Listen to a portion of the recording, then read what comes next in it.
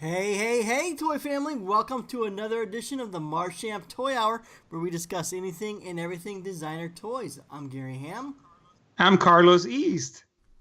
And I'm Teresa Hawkins. Welcome back, both of you. Teresa, you were on vacation last week, and Carlos, where have you been?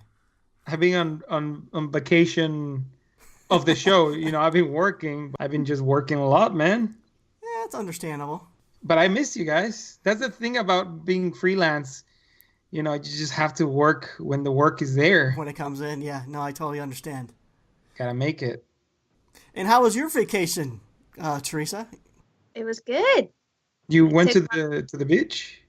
Yeah, I took Bailey to the beach. She got to go on her first road trip and Nice. and You're all recharged? I guess vacations are never long enough. I wanted to stay forever. Of course. Well, right now, everyone in the design, well, not everyone, but a lot of people are out there in San Diego. As we're talking, they're out, strolling around Fifth Avenue in downtown San Diego, probably heading on over to the Basic Bar, something like that. They're trolling around, just trolling people. It's kind of true though, because a lot of those costume people get trolled by the nightclub crowd. No. The one, Teresa, you haven't been there. The one kind of weird, funny, ironic thing that goes on about San Diego Comic Con being in downtown San Diego is it's not so much like Wednesday and Thursday, but when you get into the weekend, you have the juxtaposition of the frat boy nightclub crowd, and then mixing in with the Comic Con crowd. And I've heard some pretty rude comments by the nightclub group towards our Comic Con attendees. Woo! Yeah, it's very. I've seen people being harassed, and it's awesome because there's a lot of police and security, so those guys there is. They get theirs right away. Yeah, there's this typical downtown bar setting where there's always going to be a couple of really drunk people that kind of get unruly. And one time I saw a drunk, she was so drunk she was just taking random swings at people. It's really crazy. I'm glad maybe I didn't steal your ticket, Gary. Go get beat up and no, it's not that bad. It's really interesting people watching. It's just something fun to experience and just see the gelling of all these different kind of roles coming together. And but it's always fun because the locals I don't know if they're the locals, but the nightclub crowd or people driving into downtown do kind of tend to get annoyed because it is super crowded, a lot of road closures, a lot of people crossing the crosswalk. It's just really busy and people get highly annoyed, but just avoid Fifth Avenue or going through the convention center. I was going to say, you'd think they'd be used to it by now. It's not like it's a new show. Exactly. I was going to say, how many years has it been going on? So for now, it's like a normal. That's a norm. If they were not to make Comic-Con again in there, they will actually be like, what the fuck is going on in here? Where's all these crazy people that used to come and pay insane amount of money for regular hotel rooms? Yeah, and a lot of these places are being reskinned, Teresa. Like a lot of the close venues and even pizza parlors and ice cream shops, they all get reskinned for San Diego Comic-Con. It might be a Scott Pilgrim shop or a Mr. Robot store. All the stuff gets reskinned in whatever popular show or movie or whatever's going on. It's really fun just to walk around and see what's going on. Yeah. Yeah, my friend and coworker goes, so he's there right now, and he's told me it's quite a basically San Diego gets revamped for it's all Comic-Con. Yep. In some way, but I've obviously never been and seen it, but it's always fun to live it through other people. That sounds cool though, the idea of different shops theming themselves to nerdy things. Oh, it's awesome, especially at night. It's pretty cool. Yeah, a lot of pop-up shops, a lot of parties, and I know Ron English has a propaganda party, and there's a pop-up Snoopy Tokidoki shop, and all sorts of things going on. And you really have to follow Twitter to really find out where some of these secret things going on are. And plus, there's several outdoor location where there's setups for obstacle courses and giveaways, and those are located probably the 1 mile radius around the convention center. Where you don't even have to go in anymore, Teresa. I don't really. If I went to say this weekend, I would spend all of my time outdoors doing all these fun outdoor venues, and then pop in for the Comic-Con for a few minutes. I remember you mentioning that, and that sounded crazy to me, but I I guess I kind of heard it got themed. I didn't realize though it was that crazy. Like I've just never been. It's insane. Yeah, I've just never been to anything. It's insane. You've never seen so many crazy people gather together in the same place. It's like just across the street. It feels like one of those videos that you watch like from like in Tokyo when all these massive amounts of crowds are like crossing the street. Just like that, but with like giant axes and like crazy outfits and RoboCop to the right and then Predator on the left and little manga kids, and it's just insane. You're making me want to go. I want to go. Right? So I was gonna say. Do you have tickets? I have a pass. Yes. But, my brother's there. The person that I usually go with that drives out with me, he's not going this year. So, I don't have the driving buddy. He's not going to be there. And then my brother's only going to be there tonight and tomorrow. So if I went, I would drive up on Saturday and come back Sunday. So there's still a chance I could just make a pop and drop. But so your brother has a pass as well? Oh yeah, Greg has a pass, but he's just going out to hang out, and he's going to do the Funko Fun Days party and all that fun stuff. So. Because I'm planning to go on Saturdays. I'll hit him up. I'll play up. Hey, I'm a twin. I'm a twin. I'm sure it's already happened. I know someone's probably already approached them and think I snubbed them or something. It happens every year. Oh boy! But I'm not noticing. I will say that I did notice a slight depreciation or decline in SDCC hype as far as like designer toys this year. It didn't seem to me like the big hype push the month before. It just didn't seem like there was a lot of original, like, unique toys. It almost seemed a lot of interesting licensed type, bootlegs or collaborations with licenses. But I can't think of too many independent artists exhibiting there or releasing, like, new, unique, original things. Did you guys notice that as well? Yeah, and I think it has to do with Designer Con. Like, people are slowly migrating all that stuff to Decon because they know that it's going to pay off better. That's my personal belief. What do you guys think? That and 5 Points Fest was this year, so that could be part of it. I agree though. I feel like I see a lot, and at least in my avenue of things that interest me, and so usually like I keep an eye out, and then my friend Phil, who goes, if there's something I really, really want, I'll give him like a desired want list. And this year, like normally I feel like I give him a lot, but I didn't feel like I really gave him that much this year. I was like, yeah, maybe this or this, but none of it's like, oh gosh, like this is, like must gets one of a kind, unique release thing that I really, really want, which was kind of weird because I'm used to feeling. Yeah, no, I think the last couple of years have really defined what San Diego Comic-Con is for the designer toy scene, and it's really like mainly for the large companies and they're like even like Kid Robot and like Loyal Subjects and whatnot. They're mainly doing licensed products for the event, and the DKE booth, it's pretty much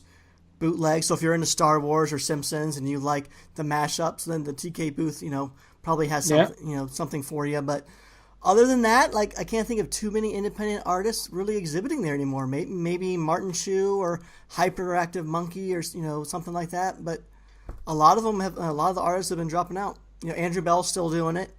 Andrew Bell is still doing it because I don't think he will stop doing it because he's got like a good spot and he like breaks the booth with other people. That's usually what keeps people staying there longer than they want to, though, is because they have. That's why we kept our corner booth as long as we did, because it was so good. There's the long waiting lists, and so every year you don't give it up, and then that gets to a point where you're like, why am I spending $4,000 on overhead for what some artists are now been able to sell out of their backpack? They can go exactly without the $2,000 booth and still make sales. Yeah, and Sorry, wait. Your booth is like yours? Well, the spot, like your spot. If you get a spot, you get to keep it. Like when you renew it, they'll leave you there. So, for example, Andrew Bell has a very cool spot because he's kind of like in the middle, like between like the comic books and the Artist Alley or whatever it's called. Mm-hmm. And then and in between that and the big booths, like, you know, the big toy booths. So there's a lot of traffic, and it's like it's like an island. Okay. So you know, it's like really cool. Like I think it's one of the best ones, like Yeah. from the people I know. And we So had a great corner booth one year, and we never want to give it up because it was amazing traffic on both sides. yeah, You I know, remember and that. I've been exhibiting there since 2003. And what happens, Teresa, is you build up points, and that's how the more points every time you renew, you get points. The sooner you pay for your booth, you get points, and you accumulate these points. And so that's how you retain your booth and stuff like that. And then, so you don't want to give it up because they say there's like a 4-year waiting list and whatnot. And then, Bullshit. I don't know if that's true or not. I have no idea, but I think it's bullshit. yeah. I call bullshit. But you get a major discount so when the con ends on Sunday, if you go ahead and pay for the next year, I think for our booth it was like a $1,200 discount. So wow. So it's like what money you make, you're just putting right into the booth for next year, and that to me that kind of got old. And granted, you could always wait until December or I think maybe March to cancel and get a full refund. But I don't know. I think it's just wore on me as why am I doing this? And once I realized how much I enjoyed doing the stuff that was outside the convention, I just did not want to be indoors anymore. Yeah, and plus, like I mentioned, like probably Decon is going to take a lot of people away from our scenes in particular, because to get inside of the convention, you can actually go inside. There's not like sold out or whatever. I mean, not yet. Probably in the future it will, but it only costs like $10. Oh yeah. You only have to pay $10 to go in. So then you have a lot of money, like maybe not a lot, but like enough to buy something. So I think that's one of the most important things, that you actually can buy stuff, because the entry is not like impossible. I'll agree with you. I remember a lot of collectors, if you were thinking to release something in June or July, like just by yourself, and that wasn't Comic-Con related, your sales were really low. Like even thinking about doing a Kickstarter during the month of July, probably a bad idea, because a lot of collectors are really saving up for the month of July to go to San Diego, for the $500 night hotels, for the $250 ticket to get you in, plus all the toys they buy. So, yeah, I remember that would always kill. And the month of August was always like another bad month to sort of release things, just because a lot of collectors are still depleted from San Diego. But I think that's changing. I don't think that's as much the case as it used to be, but we'll see. Yeah, I remember that. Like one time I released something like almost at the same time as San Diego Comic-Con, and it sucked, dude. Like, and everybody was, and it sucked because everybody were waiting to see what they could buy over there, Yeah, that's true. And it was terrible. I mean, I don't know.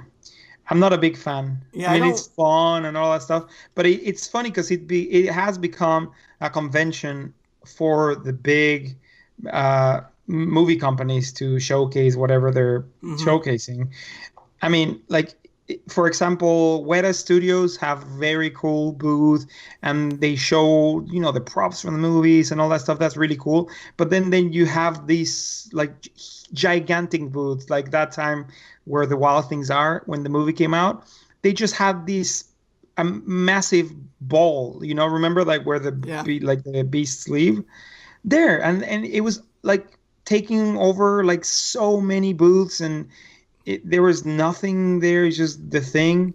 Probably they were just giving away some bags or something, and I thought it was like taking away from people that actually could have something to sell in there. That's what was always annoying. They would say they have a 4-year waiting list, and yet the one year they're trying to advertise Transformers, there was a full size 18-wheeler parked inside the convention hall. Like how many booths did that take up?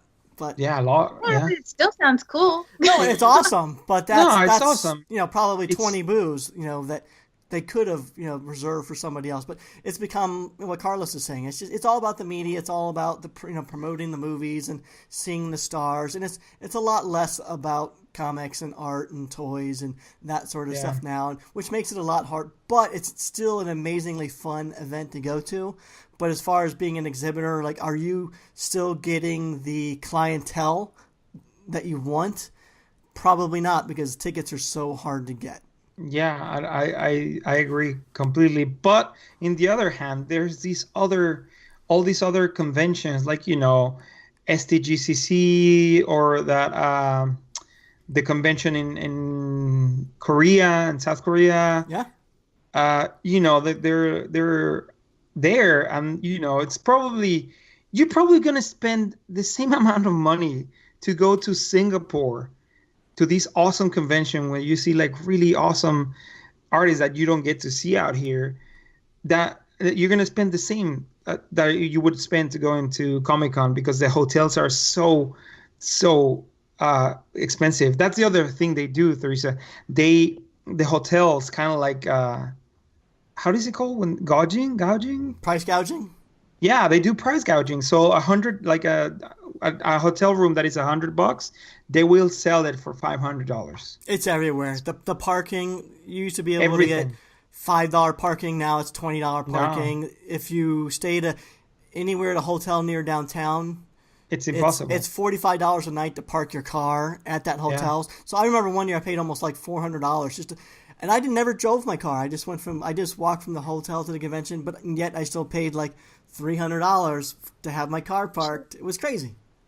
Yeah, so I've heard that, like, because the hotels are so bad, not only are they expensive, but they're really limited. So, like, people have to pack themselves like sardines into shared hotels with everyone. Yeah, I know a few people doing the sardine thing, but yeah, I mean, the housing's always really tricky. Hotel space seems to be booked at least by March. Everything seems to be booked, and you gotta go through the different channels to get it, and it's very expensive, but it seems to work out every year. So, okay, we're talking about muling. So, Theresa, what did you see on the toy blogs or through social media that you're going to have someone track down and pick up for you? So, I always have my eye on what Chris and Amanda are doing, Chris Roniak and Amanda Louise Spade. Yeah. They did 2 new figures that are meant to kind of be resins related to their Thimble Stump Hollow series, and they're called Thimble Bugs. Chris's was like a cute, chubby ladybug type thing, and then Amanda's looks like one of her pipsqueaks with wings, I guess, kind of like a mothy pipsqueak. And so I asked if he would pick me up one of each of those, like a set of Thimblebugs. And then Cardboard Spaceship was also releasing the final tropical colorway for the Thimble Stump Hollow series. It's a Slumber Gumpy, so it's like the guy who's sleeping with the teddy bear in his arm. So those were on my list, and then everything else is actually Tokidoki. And so it's hard with any convention, really, like, to follow when stuff is being released, if it's like a convention only thing or not.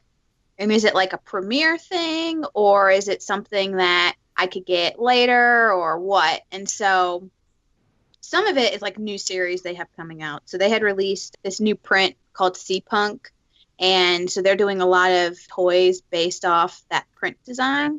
So they're doing a Frenzy series, which is like a keychain series, and then they're doing the Mermacornos, the Mermaid Unicornos, are doing series 2 of that, and then they are also doing a giant 10-inch Mermacorno, where it's actually really cool. And this is funny because, typically I probably wouldn't go for this, Gary, because it's clear. But inside the Mermacorno, it's like the ocean with little animals in it. So, like, inside this giant 10-inch figure is like little jellyfish and fish inside of it. And I don't honestly know how it's working. Like, I don't know how they're in there. Like, I don't think they're floating and rattling. Like, they're secured. Witchcraft. So stuff like that. I've always loved Tokidoki, and like, it's hard for me to know. Like, I know the blind box series I could probably get later, but like that 10-inch Unicorno caught my eye. It would be really hard to get at San Diego. Like the lines for Tokidoki are insane there. That's one of those places you have to go to the pavilion and get early tickets and stuff like that, I think. Yeah. So that's the thing. So Phil has been texting me while he's there, and I asked him, he's like, oh man, Tokidoki's booth is usually insane. And he's been texting me, and he has tried. And I told him, obviously, every time we kind of, I help him with decon, he helps me at SDCC. It's just, friend, coworker, helping each other out. So I told him for sure, like, prioritize your stuff. Like, obviously, make sure you do your stuff, do your things, get in your lines. He said the other night he went over, I think, 4 different times, and every time he went, the line was capped. Like, they weren't even letting people wait in line. Right. Yeah. Which is insane. But I've heard SDCC is insane, so I just didn't realize. The D in SDCC stands for disappointment. Just prepare to be disappointed that you're not going to get something, or that you're going to have to wait in 6-hour line for something. Because a lot of people waste half their day waiting in line for something.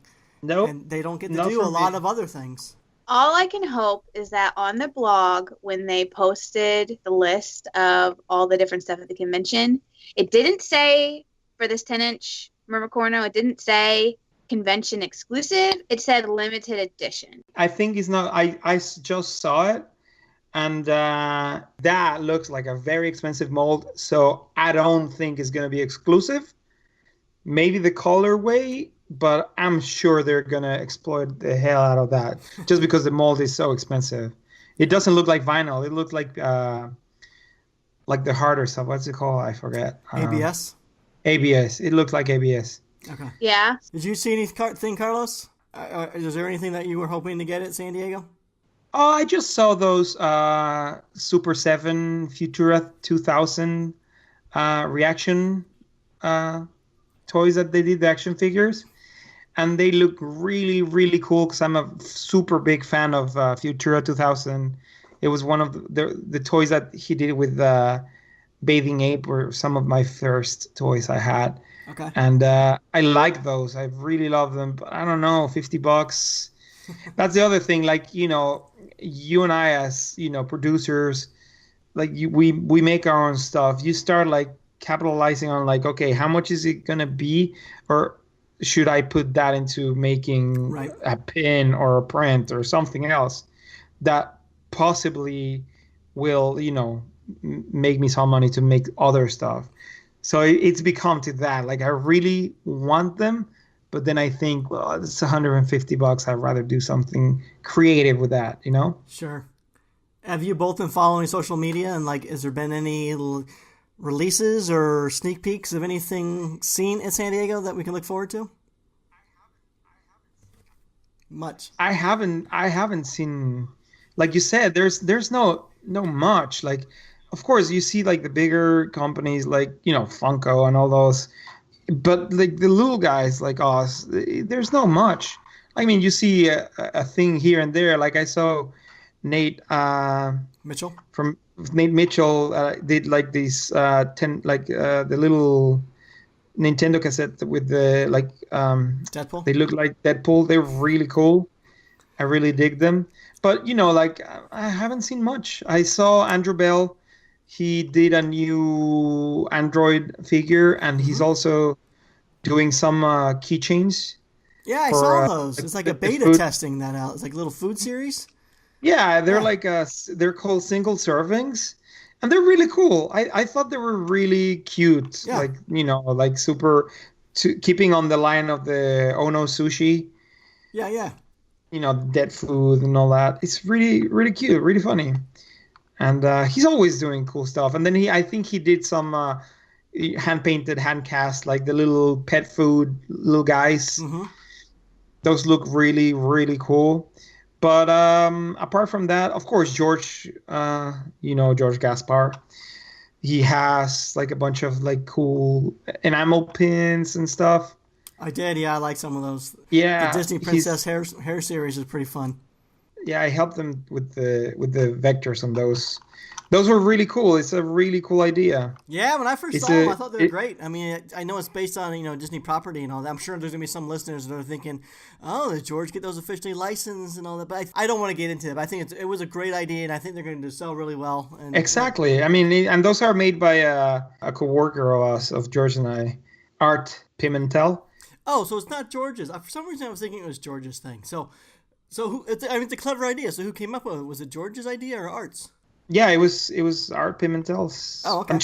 I'm sure that George had to do some thinking about, but I think it was like a really cool idea. It's just like a basic thing that it's not infringing on the copyright, but it's like people recognize it, so it's kind of like a gray area. Yeah, it's a gray area. I mean, yeah, they wouldn't sell without the previously existing IP. I mean, it's because people are recognizing Disney princesses that's going to sell, but. I think it's a clever idea. The way that they did it, I think is really clever, and I think it's going to do really well. Oh, I hope so.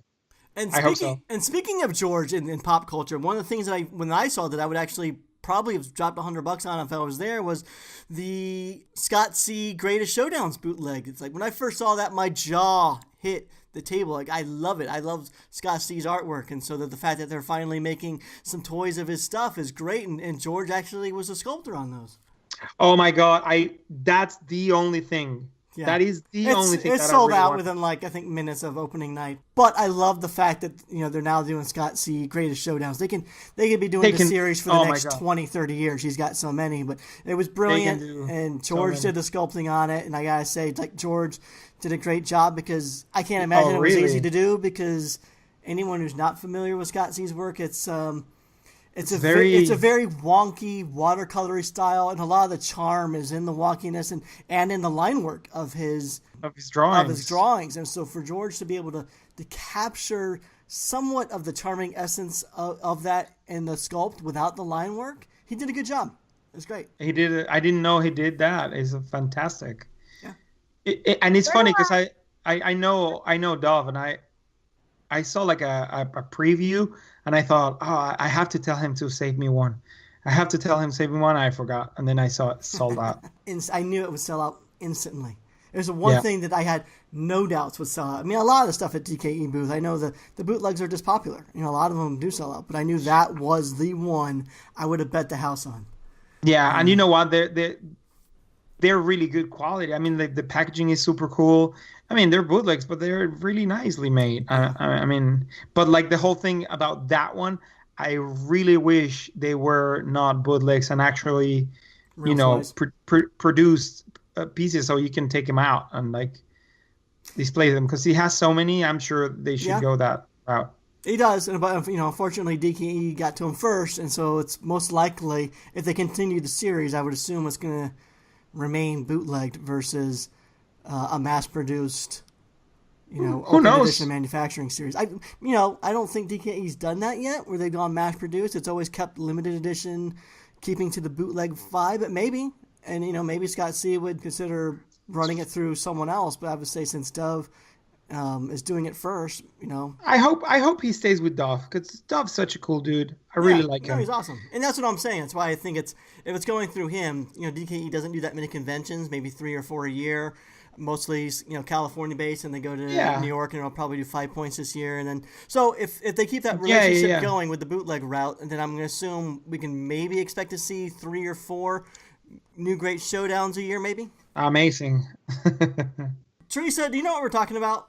No. I was trying to ask. I know we talked right over you. I'm sorry. I heard you chime in. Look at Sarah Jo Marks on Instagram. DKE doesn't have an Instagram page or really much social media presence, so be sure to follow Sarah Jo Marks for all of their release information. Okay, so who is the artist behind this? Scott C. Scott Campbell. Yeah, Scott Campbell, but he mainly goes by Scott C. Because there's another Scott Campbell. Yeah. So I think I recognize his name, and I could be wrong, but Sideshow, the statues. I'm pretty sure it may be a different Scott Campbell, but there was a series of Spider-Man statues done. So you're talking about Scott Scott Campbell, the comic book artist. See, that's the thing. Scott Campbell's just such a. There's a lot of Scott Campbells out there, so he went with Scott C. Yeah. His website's pyramidcar.com. On Instagram, he's Scott Lava. So, in Scott Lava, he's great. He's one of my favorite artists, and he does a lot of pop culture reference in his art. He actually did a kid's book, children's book about. Yeah, no, he's done quite a few children's books. Yeah. Zombie Love, Zombie the Love. things that. Things That Hurt, I think, or what was it? The last one? Everything Amazing, or I don't he's remember done the Hug name. Machine. He's done a bunch. But it's really, really cute, super simple. Like, and the showdowns are the best ones. Like, like it's just the two characters that he Yeah. picks are super funny. Oh yeah, dude, they're great. I love Greatest Showdown is fantastic, but just everything Scott C does seems to be brilliant. He's just got an amazingly creative, brilliant mind. I love it. Yeah, these are cool. Yeah, it's fantastic. It's like one of those artists probably where the parents weren't all like, "Oh no, that's not how you draw that thing." Right. And it's like he maintained that creativity into adulthood Yeah. kind of idea. That's what it Yeah. reminds me of. Great. And that's the deceiving nature of his artwork. He makes it look so easy, and yet you watch this. Oh, no. You watch the step-by-step process of how he achieves, insane. and it's a quite the extensive process. And no, he makes it look easy, and he's fantastic. So Yeah. great to see that I he's agree. starting to get some toys out there. That's something that a Yeah. lot of us probably didn't think was going to happen. So congrats to Dove and DKE and whoever put this together, because it was a very smart move. And George to do such a great representation of that, because I think that's something that it's very difficult sometimes when you have a great piece, but at the same time, it's like challenging and people don't get it right. Yeah. It can just kill everything. Right, and especially in this case because George's sculpts are in the blisters, and then right behind the sculpts of the toys is Scott C's artwork on the backer board. So it's like side-by-side comparison instantly when you see it. And so when I saw it for the first time, there was no jarring moment where I'm like, ooh, something was missing or something was off, and I didn't get that. So that tells me that George Gaspar did an excellent job translating Scott C's artwork into toy form, and that's definitely a challenge. Sometimes you always see something, right off the bat, something kind of is off-putting to you, and that wasn't the case here. So good job on George. I mean, Yeah. even the fact that the like pants are like wrinkly, like Yeah. like you know what I mean? Like the pants, he added the like textures Yeah. that the drawing has. So Dove, next Yeah. time make like 1,000 of these things or 500. Please. I'm sure you're gonna sell them out. Yes, it's just you can go to 200, 300, 400. They'll still sell. It's not a gamble. Yeah. It's not a financial gamble. And well, something that I saw, so for our listeners, just to give you an idea, we're recording this on Thursday night of the convention, so everything's hitting us pretty fast. But Yep. one thing that I saw at the Luke Chu booth was, I'm sorry, it's the Monkey King booth. And they were showing prototypes of his 10th anniversary Possess figure, his very popular Possess figure. So that's going to be making a comeback, and I think that's going to be really exciting for a lot of people. Is it gonna be resin? Is it gonna be vinyl? God, I hope it's vinyl. I hope it's vinyl. And you know what? I still have my original Possessed, and it didn't age well at all. No? What happened? Oh, no. It got all weird, like sticky, Ew. and yeah. And I made sure I took care of it and all. But it's one of those things that with time we're discovering that all these, toys that are like reacting in different ways, like depending on the factory or the vinyl they used. But that one in particular, and I remember he signed it, and the whatever this vinyl was sweating or whatever you call it, Leaching. kind of like made the signature just like fade, like it just blurred. Right. No, I It's totally gone. know what you're talking about. I've even had collectors specifically asked not to have stuff signed, at least in Sharpie, because they know in several years just is going to fade and blur and just get all ugly. So I know a lot of artists, and even myself, I've been trying to sign stuff in paint more recently because I think that's going to last longer than Sharpie ever will. Yeah, because if you do like acrylic or whatever, it will stay. Hopefully, yeah. So Well, that's a hopefully. shame. No, That's like, yeah. I mean, that's such a sawed-off piece. It's a shame that it doesn't seem to be lasting the test of time. Yeah, I mean, at least mine. I don't know other people's. And also, the little guy in the back is kind of like the whatever they used, like the metal little thing they used. It's kind of like drooping down. Yeah, it didn't go do well, but it's a nice piece to release again, because now after all this time, like the factories get better at things, and they develop new, I wouldn't say technologies, but like new ways to do things better. So I'm sure they're going to be able to do a good job on these ones. I like when artists do these 10-year anniversary re-releases of their, first toy and whatnot. I think that's fun. Yeah, it's cool. By the way, I've been keeping up with your Instagram, and I love those bone pickers, Oh, man. thanks. Yeah, it's I can see them in cartoons, toys, books. it's been fun to develop, and it's kind of weird how they came about. But I know, but that's the thing. You turn it around, so it's nice. yeah, thanks. One is he's got like a scooter, Oh, the razor, a racer scooter. which is sort of funny because if I skate back in the '80s, and the skateboarders would never have hung around the scooter kids. Like they were considered Yeah. posers almost. They had handles on their skateboards. But it's 2017. We got Nitro Circus and X Games, and I figured all these extreme sports probably gel a little bit more together. So I'm going to just develop this series or this brigade where they all kind of perform and ride different, things and such. Yeah. Make the toys. Come on. Bear is my favorite so far, Gary. I knew it. I knew you would like her. It's got to represent the female skaters out there, Yeah. Well, yeah. Are the other ones a little too ferocious for you? I love the hyenas, dude. The hyenas are my favorite. I know, mine too. But the blue hyena looks a little crazy. A little crazy. Bear's cute. I just like her. Yeah, I'm still developing. I'm still figuring out the proportions and the style to go with. It's like, Carlos, you can relate to this. It's like part of me wants to go more designy, more simplified, but another part wants me to go more expressive, with eyebrows and open mouths and stuff like that. Because, a lot of the popular stuff is more simplified with just big black eyes and not open mouths and just, very rarely noses and stuff like that. So, two dots.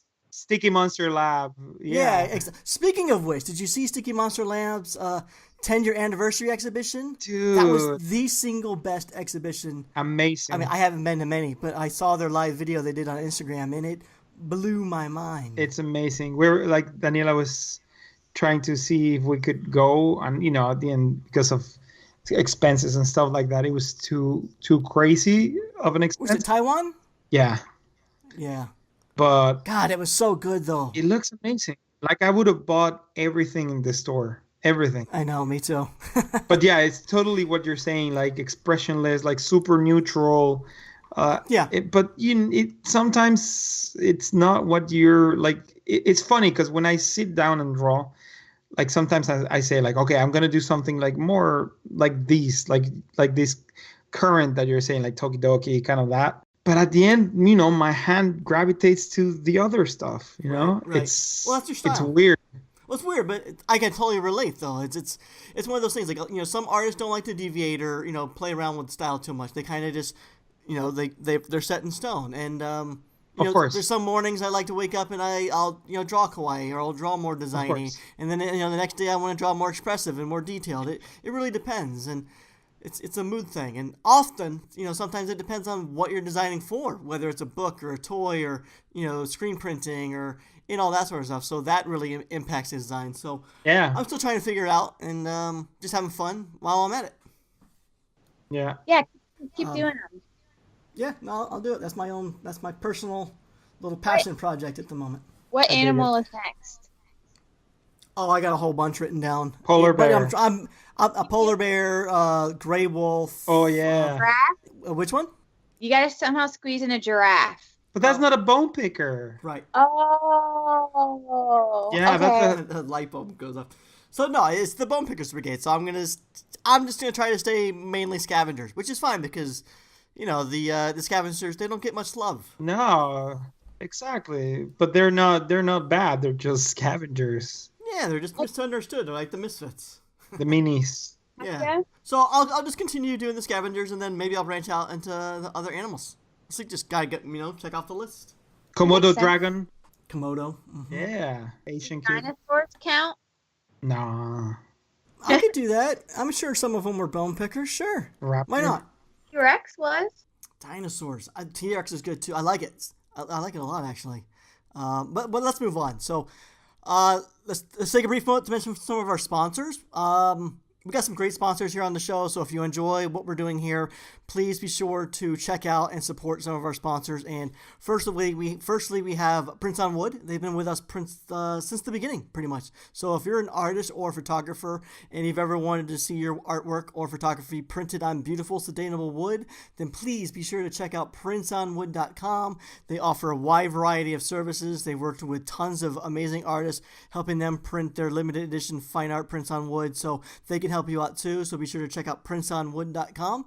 And then we have a couple great, wonderful toy stores. We got 3D Retro, 3dretro.com, and they have a brick and mortar store located out there in Southern California. It's gorgeous. Be sure to check it out. They host a lot of great events and whatnot, so be sure to check them out. Follow them on social media.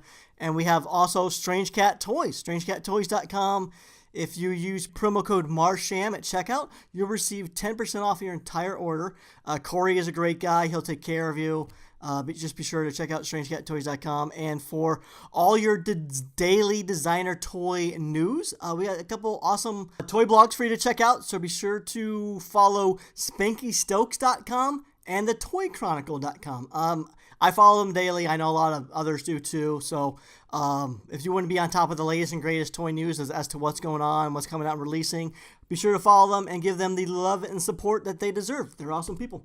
So that's enough kisassery. Let's get back to the show. Are you guys? I'm not okay. So we're talking about going overseas, and there's a lot of art. It's hard to find a lot of information about artists or companies over there. There's an artist I've been following for a while, and he's still shrouded in mystery to me. I want to see if either one of you can enlighten me on how to obtain his toys, where to get them. So there's an artist. I mainly know him as Kasing Lung. His Instagram would be Kasing Lung, and he does a character called Labubu. That seems to be his mainly very popular character. Seems like he's had tons of toys made of it, life-size toys, small toys. How do you spell that? Kasing Lung? KASINGLUNG,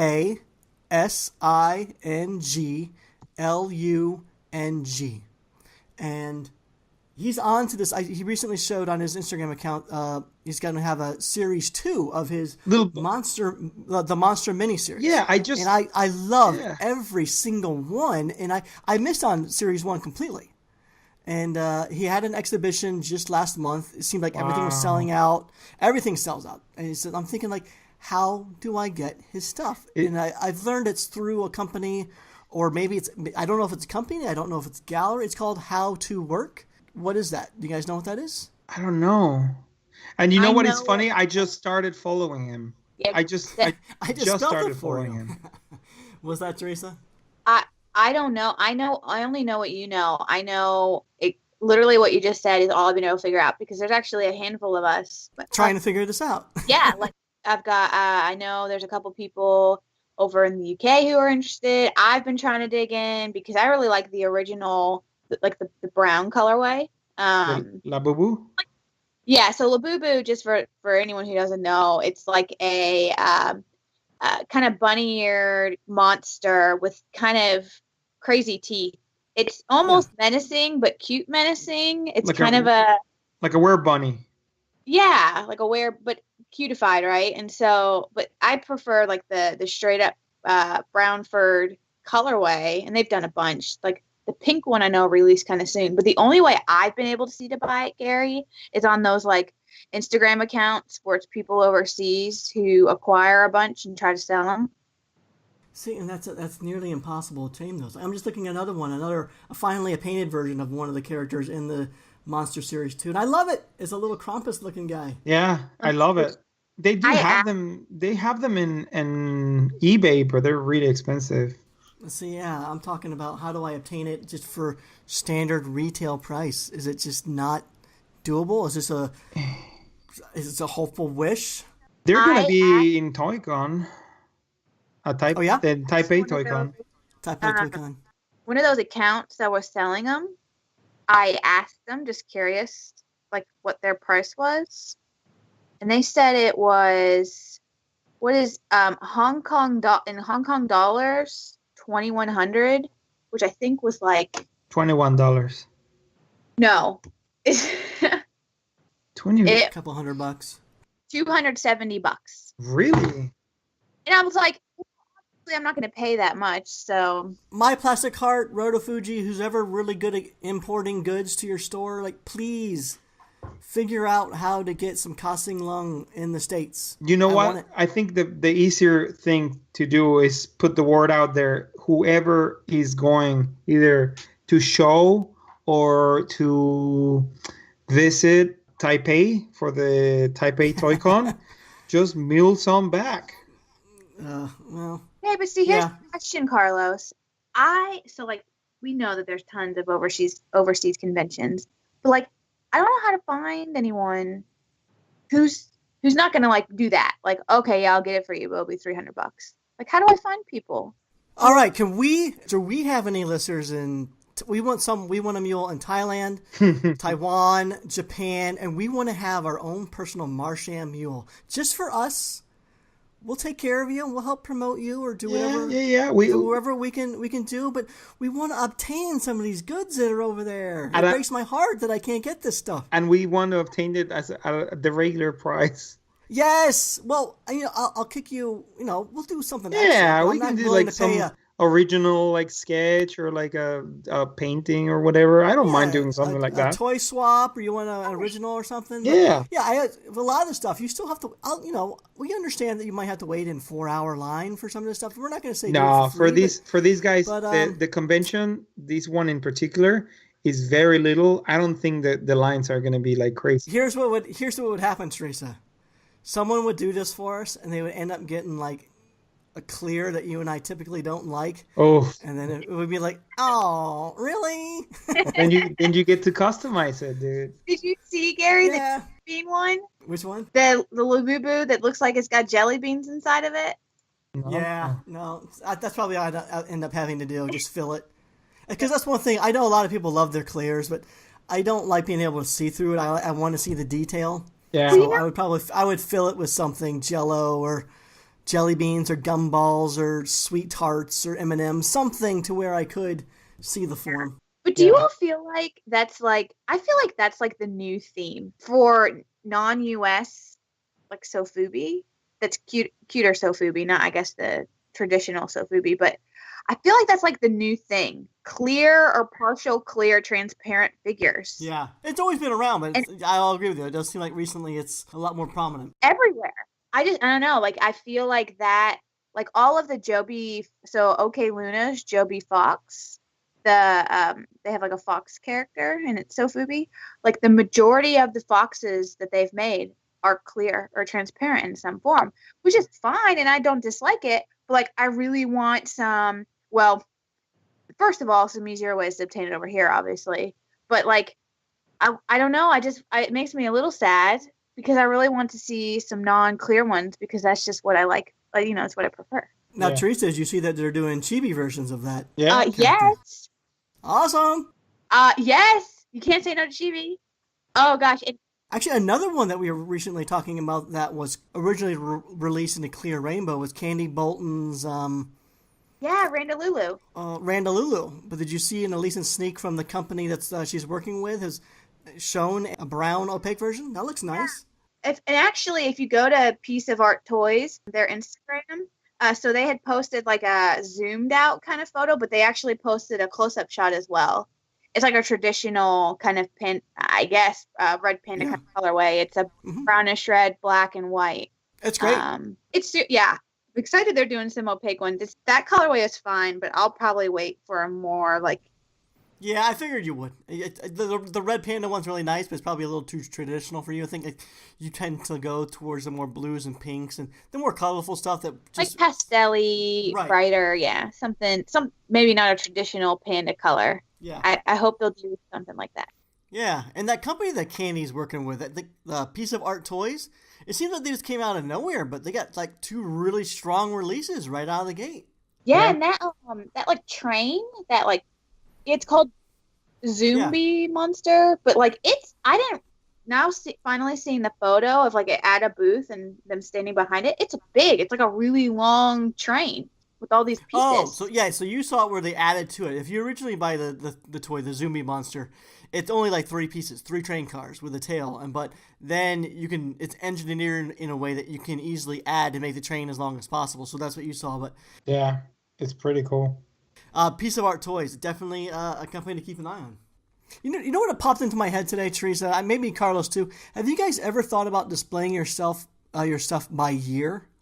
Oh, that's a good idea. You can like watch it like the history. So yeah, you can see a history of your collection. You have your 2017 shelf, your 2016 shelf. Like I wonder what that would look like. That's that could be a great Something idea. to think about. Yeah, I could do give that. it a try in 2018, there, Teresa. What? Give it a try in 2018. No, I'll try. No, you don't understand. My shelves are not, because I like to take photos and mess around and stuff.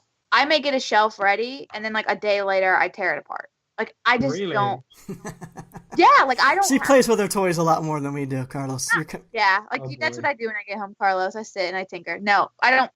But I do like all. There are some shelves that are a little less played with, but I'm always shuffling because I'll be like, oh, I'm gonna take these 5 toys and like fiddle with a group photo or whatever, and then I don't put them back, and so I could totally. I don't know. I'd have do it. I'd probably have to look up a little bit to remember years. Maybe you should do by month. How about that? It honestly would be more realistic, which is the sad thing. Oh boy. You know, I don't like to move the toys on my shelf because when I do, then I realize like how bad the dust buildup is. Oh, I hate it. And then I try to put them in the exact same spot so that I don't see. No, I'm talking about that. I need to dust off my toy shelf. And going back to just a little pause with the casting lung. Did you see the astronaut he made? Yes, oh I love that. God, it's so like a Space Odyssey 2001. Like, oh my God.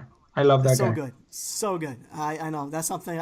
Another piece I looked at and I stared at. And like I tried searching it and there's nowhere you could only. I didn't come up with much luck. I found a couple places reselling it for pretty spendy. Nah, this is the thing. It's like it's one of those things. Like if you spend that money, it would be the same to go to the place in Asia to get it, and you're getting a vacation out of it.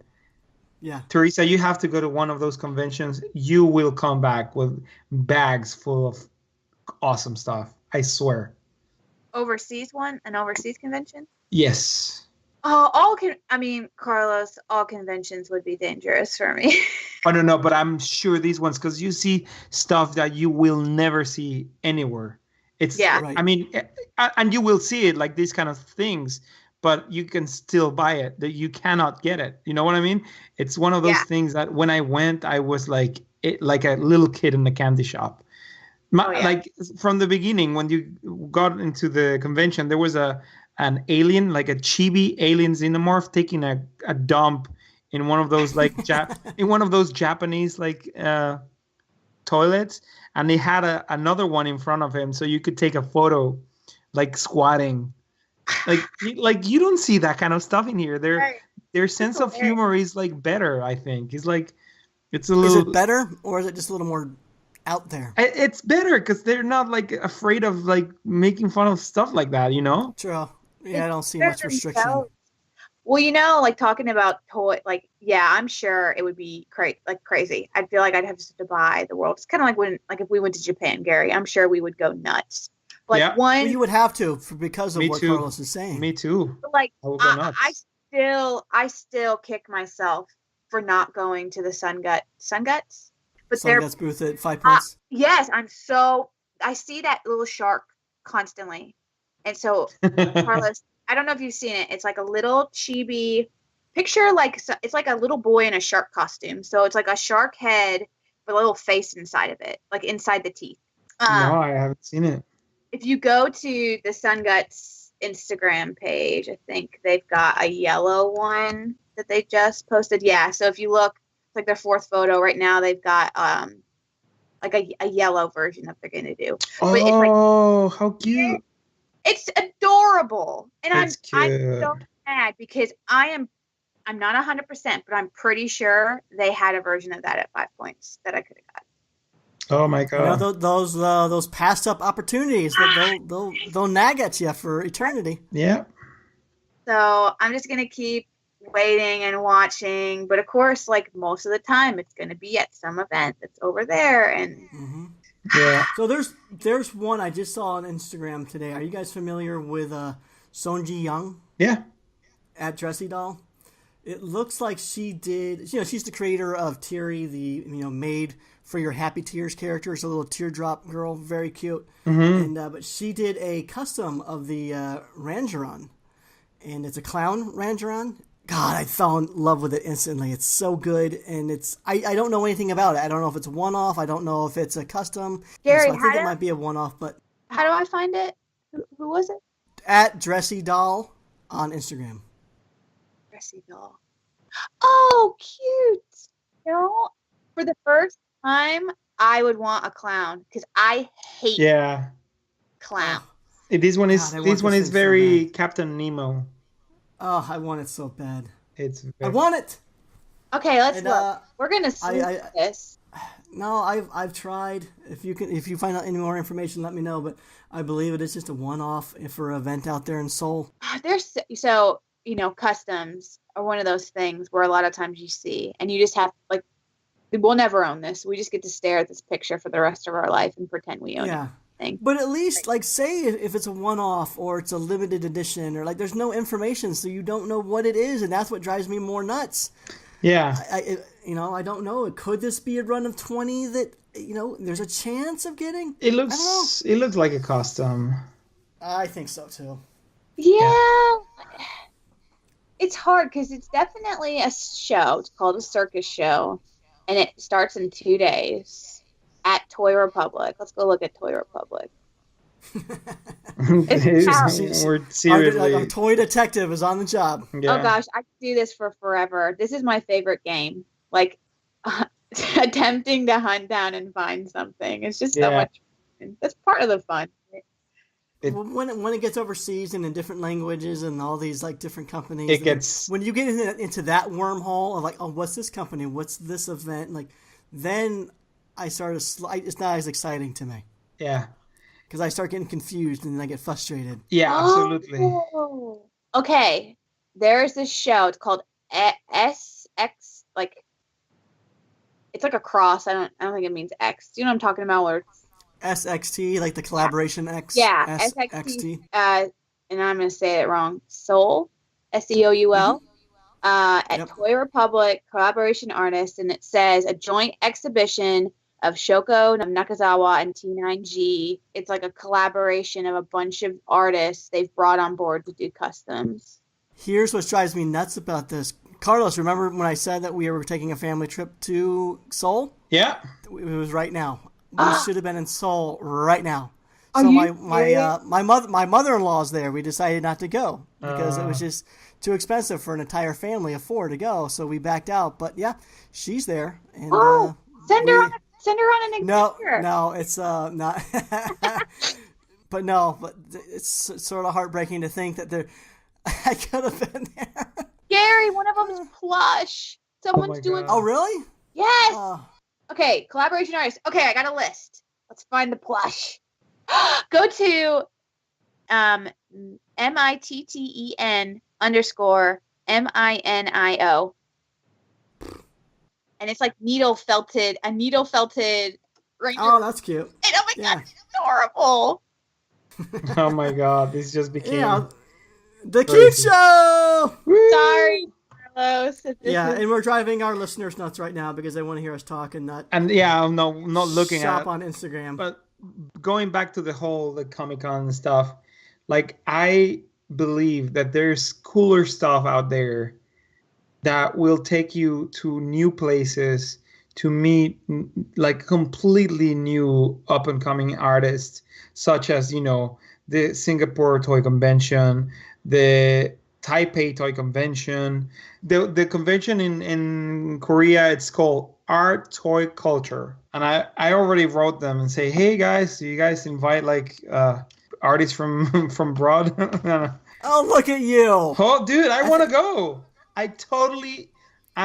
It's just like the thing that we're looking with with these little guys, the Kasinglong toys, like you see them online and then you can see them being sold like at $300-400.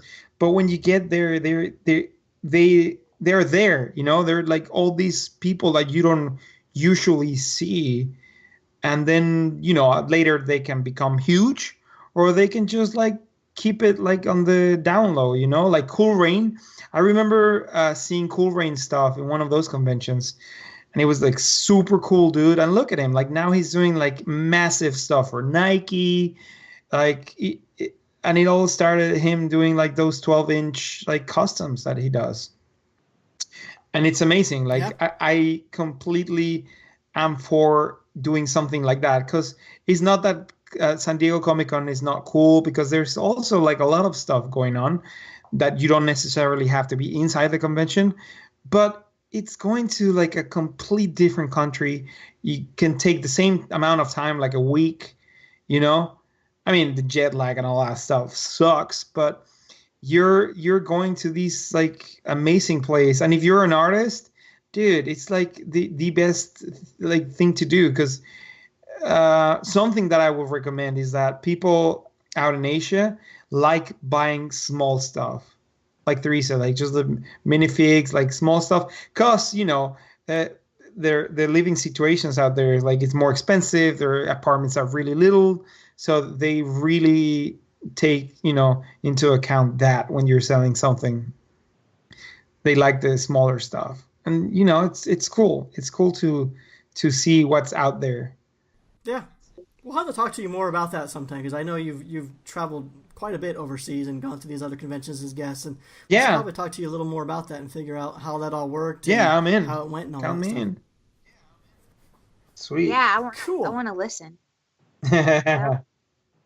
Well, I kind of want to keep this one sort of a little short and sweet this week, and Let's wrap what it do you think? up. Should we wrap it up? Can I just talk about one more figure? All right. You know the Elfie? Sure. Produced by Two, Unbox Industries. Snap-a-thong? Yes, did you know they're Oh, finally getting ready to release a sleepy one? nice. So it's like a laying flat, and his trunk is like laying all cute and flat in front of the elephant. That's It's really on, I don't know if it's on Instagram yet, but it's definitely for sure on the Greedy and Elfie Facebook page. And it's the original, rainbow styled paint jobs. It goes from blue to green, to yellow to pink. And it's going to be sold overseas, obviously, at TTE, but Unbox is going to open a pre-order for it very soon. So I'm super excited. nice. Oh, cool. Yeah, Unbox has been killing it. They're doing awesome. Unbox is one of those companies that I really like what they're doing. It's amazing. Yeah. Agree. I'm definitely helping keep them in business. I mean, I'm constantly buying stuff from Unbox. Because you know, I think they're the only company that is keeping true to the designer toy. Well, there might be other ones, and I'm gonna get shit for it, but it's the one that I can think of that it's doing. You know, they're doing a Holy Mountain toy. You know that movie from the 70s? It's a very cool, weird movie from Alejandro Jodorowsky, which is a really cool director. But they're doing a toy. I mean, you know, they're taking chances. They have licenses, and they also do regular toys. You know, that's how they can afford to do the weird stuff. But I'm really happy to see every time they do something like that, like this little guy they're releasing. It's just amazing. I just want them all. Well, they're Yeah, I've reached out to Dan Willett of Unbox a couple times, and he's interested in coming on. It's just a matter of us. He's got a busy schedule and our time frame, so Theresa, it's going to be one of those deals we're probably going to have to do it on the weekend, but we can get, I think we can get Dan on and talk to him a little more about Unbox and how we got started and the history of it and all the good stuff that they're doing. Because they're so eclectic too. Like they have a cute, not so cute. They've got this little badger they're working on that. Oh yeah, that's really cool. You know, it just, I don't know. They're constantly pumping out stuff, new things, different things, and I love it. So yeah, I love it too. I agree. All right, well, Beast Boy, Let's T wrap Hawk. it up, man. Let's wrap It it was up. nice talking to you guys. It's been a while, but let's back. Yeah, good into talking to you again, bud. The wave of things. All right. Well, if you make it out to San Diego this weekend, have a good time. And why don't each of you take a brief moment and let our listeners know where they can find you? Yeah, they can find me and my brother at the Beast Brothers on Instagram, thebeastbrothers.com. And of course, you know it. At my name is Chamaco. Gotta pimp my dog. Yeah, no George to stop me. Well, I've started Teresa. following your dog, Carlos, and Thank you. I know. I follow yours. But anyway, if you want to find me, just hit me up on Instagram. My username is tmhawk24. Nice. All right, and I am Gary Ham. You can find me at superham.com. Superham.com. Oh my God. Superham.com. You can find me at superham.com or Gary Ham on Instagram. This has been the Marsham Toy Hour. We do this mostly every week. Not because we have to, but because we have to. So until our next transmission, we're signing off. Bye. Gary. I love it. Leave it. Not because you have to, but because we have to. Yeah, I love it. Just leave it. Did I say that? Not because we have to, but because we have to. Just leave it can like leave that. It's okay. Leave There it. you go. That's how we roll. That's how I operate. All right. Nice to talk to you. Ciao.